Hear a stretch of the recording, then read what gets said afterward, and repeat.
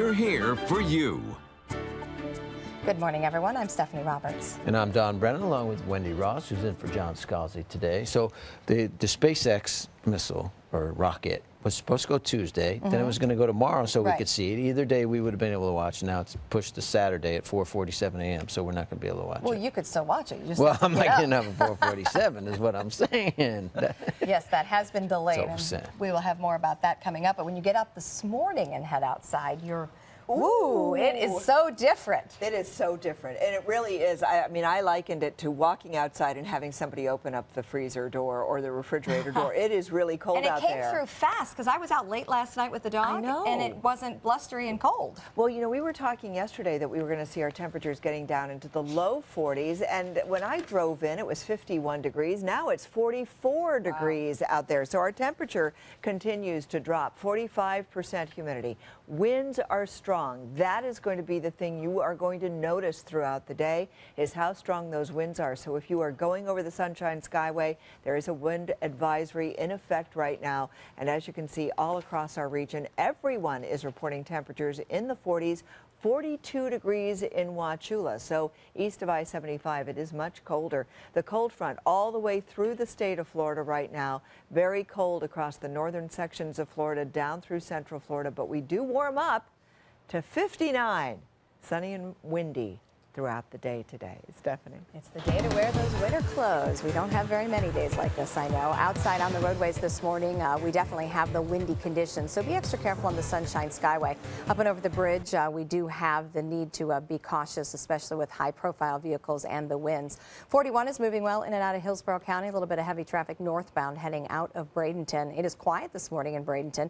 No problems coming across Manatee Ave or Cortez, and 41 and 301 both moving well. Down into Sarasota, no problems. Fruitville, Bee Ridge, or Clark Roads. Building volume on 41, though, especially heading out of Gulf Gate.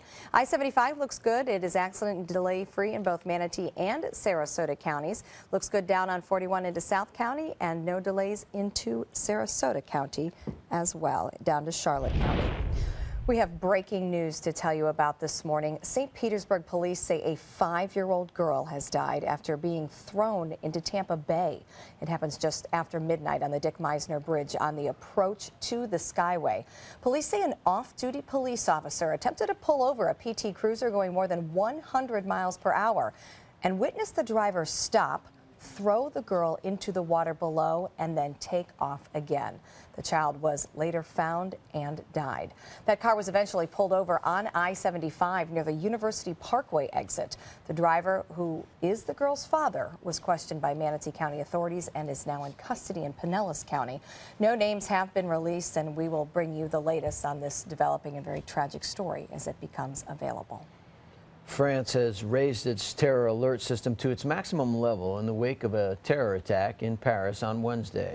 That attack left 12 people dead, including a police officer. They were killed by gunmen who stormed a satirical newspaper that caricatured the Prophet Muhammad. One suspect has surrendered, and the hunt continues for 2 heavily armed men who may have ties to Al-Qaeda. Meanwhile, France's president has vowed to chase down the terrorists and punish them. France will hold a national day of mourning and fly flags at half-staff for 3 days.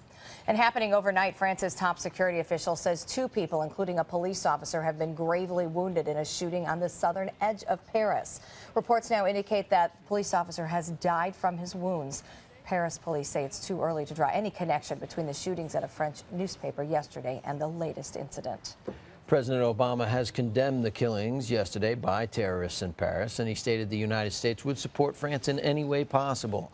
U.S. counter-terrorist agencies are now helping in the investigation, looking at a number of groups, including ISIS and Al-Qaeda.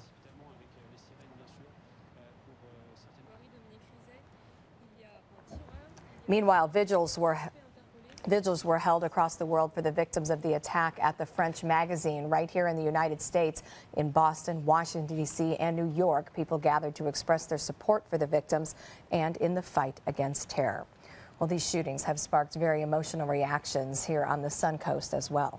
ABC 7's Ray Collins has more on those reactions. It's terrible. It's so terrible. Malika Apple is from France, and she's been following French news reports on her tablet from her home in Bradenton. I felt so sad for the families, for those people who that's happened to them. What's happened is France's deadliest terror attack in years. Malika says she talked to one of her friends in France earlier in the day. Like me, it's a very bad situation, and you don't know how to feel. It's believed the killers may be well-trained Islamic terrorists. Witnesses say one shouted Allahu Akbar, Arabic for God is the greatest. Outside the Islamic Society of Sarasota and Bradenton, nobody wanted to talk about the shootings. The facility's former spokesman told us this on the phone. It's stupid, absolutely stupid. We were horrified. I was horrified when I heard it this morning. Khatib says violence is the last thing they want.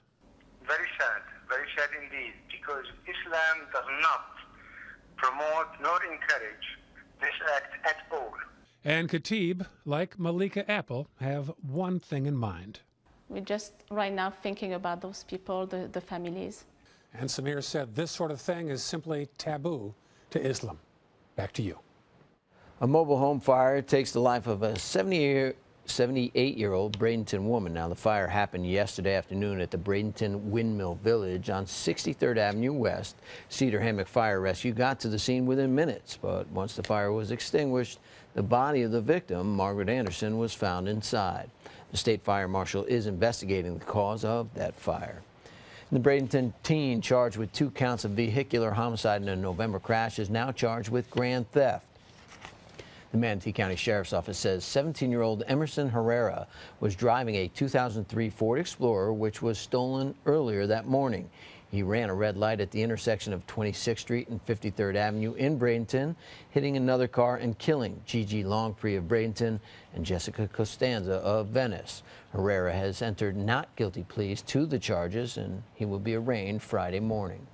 We have a follow-up to an exclusive interview we first brought you yesterday. The Sarasota IT whistleblower breaking his silence about what led him to release the unredacted IT audit to his city commissioner. ABC 7's Bobeth Yates has been following that story, and she adds to it now. That's right. Stu Erskine sat down with me for about an hour, and his concerns range from problems with management to how secure city data is to a cyber attack. The frequency of hacking cases have increased over the years, and the targets have expanded to include everything from major corporations to local government agencies. I'm not particularly think that Sarasota is a high-value target for their water plant or anything like that, but it's the principle of the thing. We should be vigilant about cybersecurity, and apparently the city clerk doesn't share that view. Stu Erskine is the Sarasota IT whistleblower, and he says during his time with the city, he's been pushing for change in cybersecurity in hopes of, as he puts it, watch the hen house. I made requests about go through certain processes, elevate certain personnel from the IT department to positions of responsibility for the security. But Erskine says those requests fell on deaf ears. As a large city, I wanted colleagues to be able to have some of the information skills that I do to participate in this security watching, security vigilance, and that was turned down flatly. And I was the only one left who was in charge of the firewalls or anything like that. I found that unacceptable. And as the frustrations built in the city's IT department, an external audit detailing many of Erskine's concerns was conducted.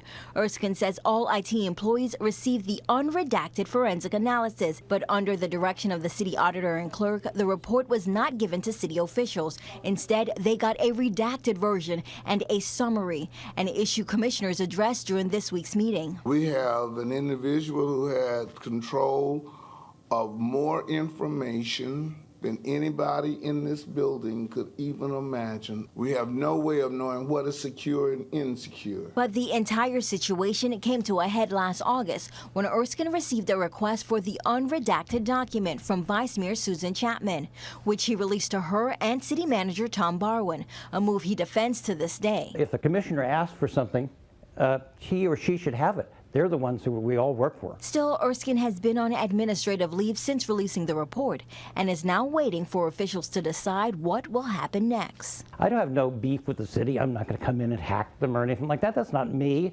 I want to move on this. I'm not a disgruntled employee. It's just an unfortunate situation in the city, unfortunate management situation. I've become in the middle of it. Now, you heard Erskine say he had no issues with the city. Well, the city auditor and clerk doesn't agree. She commissioned an investigation into the city laptops he was using, and those results are back, but of course Erskine disputes them. Back to you.